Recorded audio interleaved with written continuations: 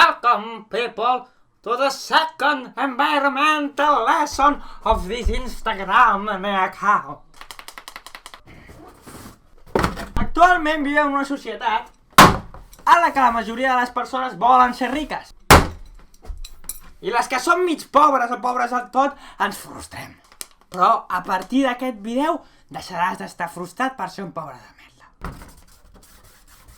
The more money you spend equals una major petjada ecològica. La petjada ecològica és un concepte que ens indica l'impacte ambiental que generen uns productes o uns serveis. Un Seat Ibiza, pues allò deu gastar, pues jo què sé, 4 o 5 litres als 100 quilòmetres. Tens un Ferrari, allò gasta 12, 13, 15, ni puta idea, però gasta molt més. Aleshores emet més CO2. Si tu vas a treballar a la esquina, saps, als 100 pessetes, no gastes res per anar allà, vas en bici o a peu.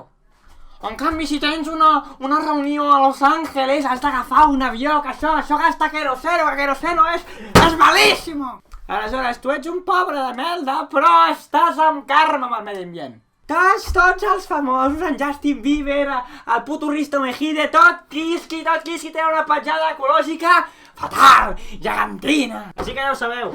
The more money you spend, the biggest footprint ecològic. O no sé com es diu en anglès, però en anglès tot queda com més fino, no?